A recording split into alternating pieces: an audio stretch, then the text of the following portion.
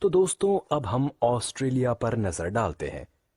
मूल रूप से ऑस्ट्रेलिया के भूगोल में जैव भौगोलिक क्षेत्रों की एक व्यापक विविधता शामिल होने के साथ ही ये दुनिया का सबसे छोटा महाद्वीप है। लेकिन विश्व में छठा सबसे बड़ा देश होने का गौरव भी इसे हासिल है। ऑस्ट्रेलिया की आबादी ने पूर्वी और दक्षिणी तटों पर ध्यान केंद्रित किया है। इस देश का भूगोल ऑस्ट्रेलिया अल्प्स और तस्मानिया के बर्फ से ढके पहाड़ों से लेकर बड़े रेगिस्तानों, उष्णकटिबंधीय और शीतोष्ण वनों तक अत्यंत विविधपूर्ण है। इसके पड़ोसी देशों में इंडोनेशिया को मिलाकर उत्तर से पूर्वी तिमोर और पापुआ न्यू गिनी, पूर्व में सोलोमन द्वीप, वानुअतु व न्यू कैलेडोनिया और दक्षिण पूर्व में न्यूजीलैंड शामिल है। भौतिक भूगोल।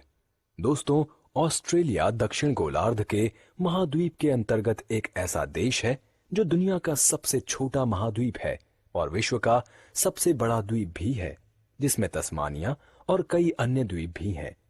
इसलिए दोस्तों, कहा जा सकता है कि ऑस्ट्रेलिया एकमात्र ऐसा स्थान है जिसे एक ही साथ एक राष्ट्र, एक महाद्वीप और एक द्वीप माना जाता है। ये 27 डिग्री साउथ, 144 डिग्री ईस्ट बटे 27 डिग्री साउथ, 144 डिग्री ईस्ट में हिंद महासागर और दक्षिण प्रशांत महासागर के बीच ओशिनिया में स्थित है। 76,86,850 वर्ग किलोमीटर के कुल क्षेत्रफल के साथ ऑस्ट्रेलिया दुनिया में छठा सबसे बड़ा देश है। ऑस्ट्रेलियाई तटरेखा की कुल लंबाई 35,876 किलोमीटर है।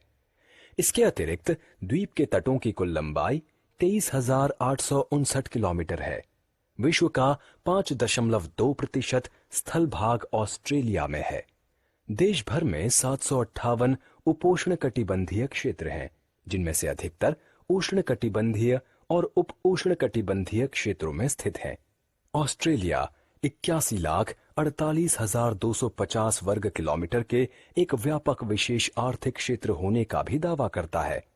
हालांकि ये विशेष आर्थिक क्षेत्र ऑस्ट्रेलिया के अंटार्कटिक क्षेत्र में शामिल नहीं है।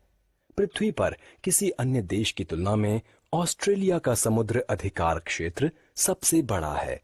इसकी कोई जमीनी सीमा नहीं है। ऑस्ट्रेलिया का सबसे बड़ा भूभाग वृहत पश्चिमी पठार है और ये इस देश के आधे से अधिक भाग में फैला हुआ है। समस्त पठार प्राचीन महाद्वीपीय शील्ड का भाग है, जिस पर बलन तथा भ्रंश का कोई प्रभाव नहीं पड़ा। उत्तर तथा उत्तर पश्चिम में आर्नहेम लैंड का पठार, किम्बरले का पठार तथा हेमशर्ले की पहाड़ियां हैं। पश्चिमी पठार के पूर्वी भाग में मैकडोनेल श्रेणियां तथा मस्ग्रेव श्रेणी है, जिसकी ऊंचाई 1000 मीटर से अधिक है।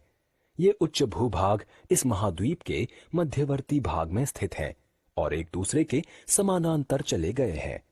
इसके अतिरिक्त कुछ छोटी छोटी पहाड़ियां व कटक भी हैं, जो पश्चिमी पठार में यत्र तत्र वितरित हैं। इस पठार के मध्य में गिब्सन मरुभूमि तथा ग्रेट विक्टोरियन मरुभूमि ऐसी ही गर्त हैं। उत्तर पश्चिम में वृहत मरुस्थल तथा सुदूर दक्षिण में नुल्लाबोर मैदान सीमांत गर्त हैं, जिनका ढाल समुद्र की ओर है।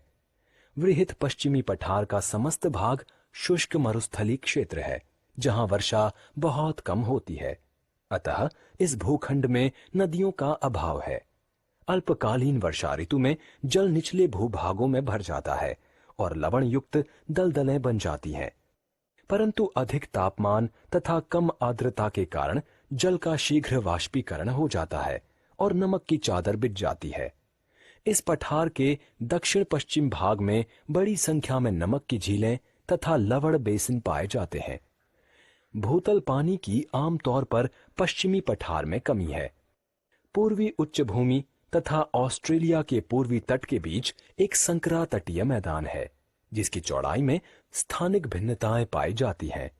ये उत्तर में केप यार्क से दक्षिण में विक्टोरिया तक विस्तृत है। ये छोटे छोटे नदी बेसिनों का बना हुआ है। इसकी अधिकतम चौड़ाई न्यू साउथ वेल्स में है। ऑस्ट्रेलिया की ग्रेट बैरियर रीफ विश्व की सबसे बड़ी प्रवाल भित्ति है, जो उत्तर में केप यार्क से दक्षिण में रॉकहैम्पटन तक फैली है। तस्मानिया राज्य एक बड़ा और पहाड़ी द्वीप है, जो ऑस्ट्रेलिया के दक्षिण पूर्वी कोने में स्थित है। भूविज्ञान।